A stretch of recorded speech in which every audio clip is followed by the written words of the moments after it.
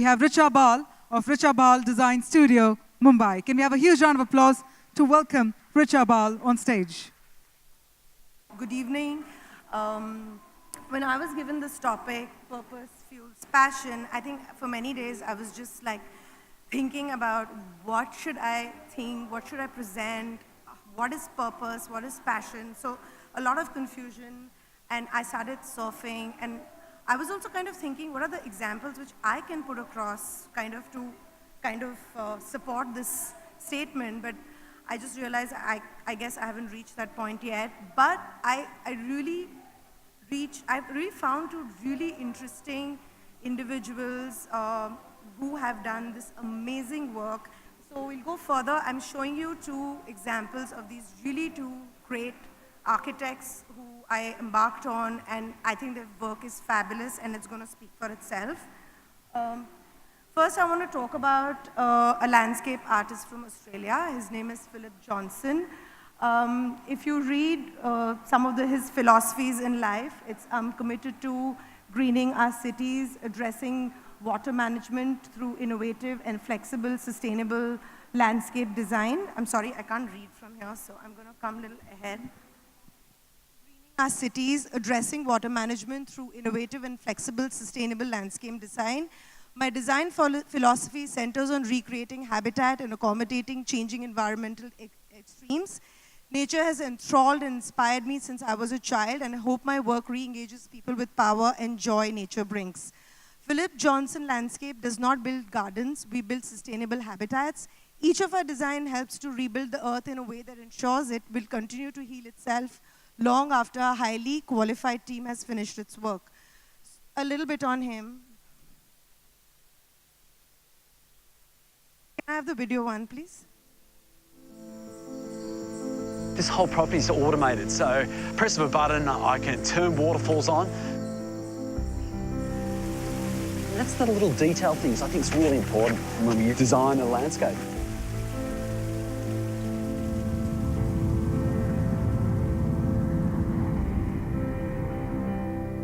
Let's go for a walk. From a really young age, I had the privilege to go bushwalking. I used to go swimming all around these waterholes or lagoons around Australia. And that experience, being connected with nature, was just amazing. And that really inspired me to take this journey I've taken. This is one of my favourite little sections. I call it the fairy garden.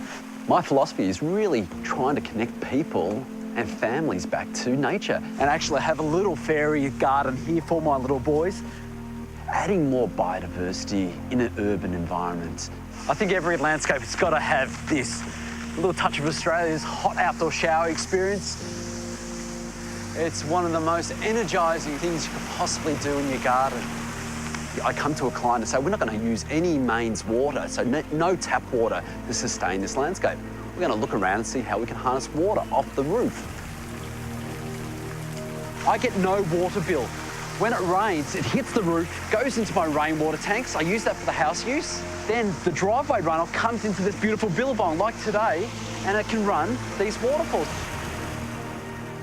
What water falls on this property, we are using it within this property to sustain it. For drinking, for house use, for all these beautiful big billabongs that you see around.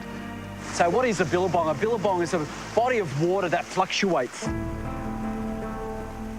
In 2013, I designed the landscape that won Gold and Best in Show at the centenary year of the Chelsea Flower Show. It was the first design to ever win unanimous votes from the judges out of 100 years, which is quite an amazing achievement.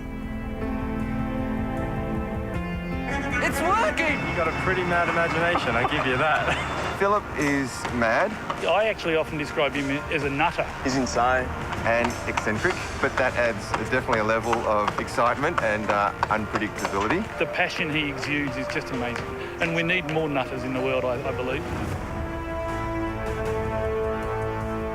From what I achieved at Chelsea, it's kind of really distorted my baseline. Woo! I'm now on this journey, this momentum, this kind of real ride of trying and wanting to design and build the most amazing landscapes around the world. I'll be able to push boundaries beyond limits. For kings, for queens, for presidents, for the celebrities. Oh, how cool would it be to build Elton John a garden? Beckham, Harry, Prince Harry, I met him at Chelsea. He said if I built him a billabong with a rope swing, he would swing in and jump in. There's so many people out there I would love to design their dream landscape and then build it for them and watch this journey evolve. I believe I have the ability to connect people back to nature and to create spaces that will last on and create legacies for future generations.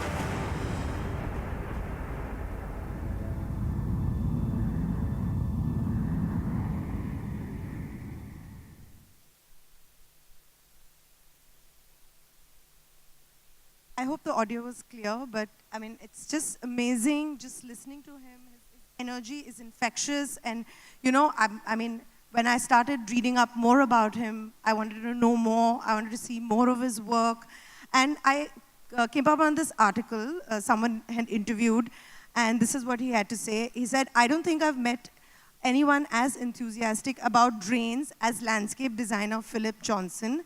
He genuinely loves them. The excitement in his voice leaps down the phone line as he tells me about the drain in his home garden and how the garden is collecting. Is feeding a billabong, which in turn is creating a habitat for frogs, fish, water plants, and thousands of microorganisms. I mean, just look at it. It looks amazing. It looks like a jungle in an urban area.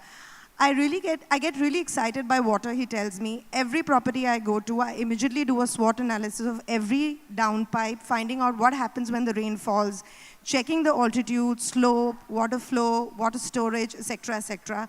Many of his clients are already on board with his water ideals, but if not, this sooner. I like to educate our clients about how precious water is and how clever we can be with it. A little more is my ultimate goal is for my clients to call me and tell me frogs have arrived. He says, I want to create outcomes where we bring certain species back into our urban environments, and it looks just amazing. This is why we need people like Philip Johnson, people who remind us to think of bigger and smaller picture, people who inspire us to do the best we can for ourselves and the world around us, people who connect us to beauty and awe of all forms of life, from frog to tree, ferns. It's raining in Olinda. He's from Australia, Olinda, and the frogs are happy. If you walk around my garden now, Philip tells me down the phone, you'll see all these frogs are getting really excited. If I were a frog, I knew I would want to live in Philip Johnson's garden, and so would I. I mean, it's such a gorgeous garden. A little more on him. This is him kind of doing a DIY, do-it-yourself kind of a video. Can we have the video? I'm Philip Johnson from Philip Johnson Landscapes. Our company are the leading Australian sustainable landscape designers. We are building gardens all across Australia. And today, I want to share with you some of our very simple principles that hopefully I will inspire you at home to be able to apply in your own backyard. Sustainability is all about working with nature and not against it. When it comes to water in this country, we all know that Australia is the driest continent in the world. And we've just broken a horrific drought. From Queensland down to Victoria, we've just experienced the most incredible floods. So I believe when it comes to sustainable design, it's about water management. It's not just about water collection. For example, here, this gravel path allows when rain falls on it, it allows the water to actually percolate through the gravel path and actually irrigate these plants. Now back to water management. And what we've done here, we've actually done land contouring. So it's redirecting that water down to a low point.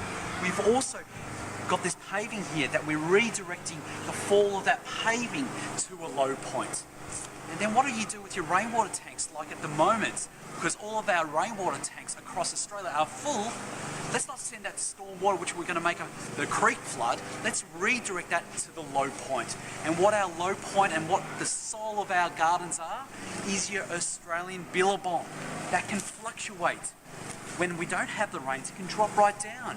You can also use that water to irrigate your vegetable garden. How sustainable is that? And what I love about this garden, and also like all of our gardens we build across Australia, is that you don't need mains water to sustain them. So finally, one more slide on him. Philip Johnson says, nature has enthralled, inspired and energized me my whole life. Our clients tell us stories about their children and grandchildren excitedly exploring a landscape, from jumping along granite, stepping stones across billabongs, to staging veggie growing competitions. At Philip Johnson Landscape, we're working to inspire change and a renewed appreciation for all the joy nature brings. And I think it's a great example of how Purpose has done with so much passion. And ultimately, it's all about how your space gets used and how you're connecting to the nature by the end of it. Another example, I'm sure a lot of you will know about this amazing man, Peter Zumthor. And I'm sharing two of his examples from some of his work. And he believes nature forms a large proportion of his work, nature and the way the man responds to it. Architects may be limited in their power to prevent climate change, but they can help by designing buildings to last for centuries rather than decades. And he also said, I mean, this is his bit for doing whatever he can for the nature. This is one of the installations he had created.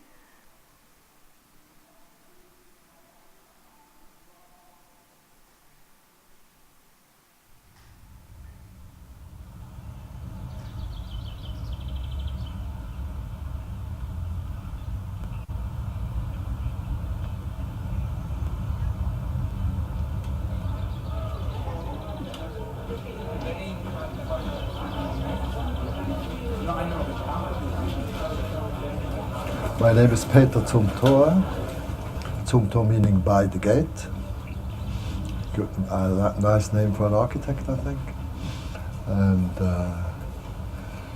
I started out in my father's shop as a cabinet maker, and slowly, now I'm an architect.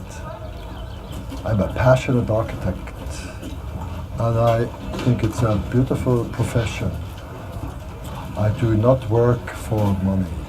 I'm not going for commercial projects.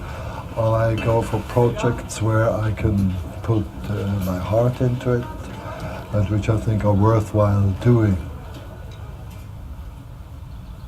Gardens have become more and more important for me as working as an architect.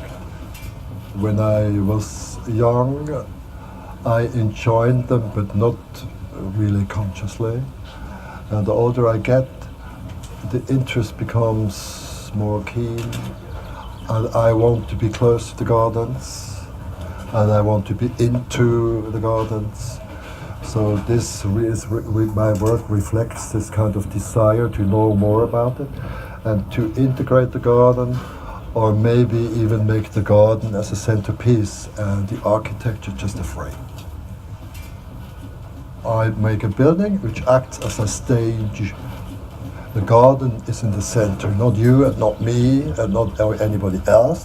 We are around the garden, not in the garden. So I think this is very beautiful, and I think everybody understands right away what this would mean. And many of us have some vague knowledge that the enclosed garden, there's something beautiful about it.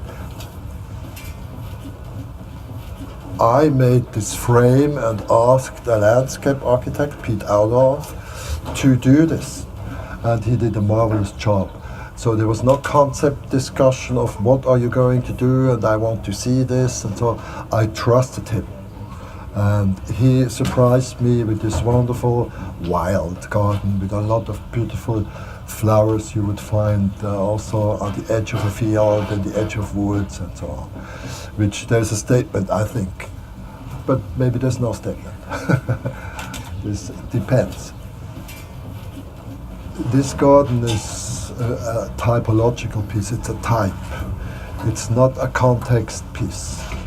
So in a way, this garden, this kind of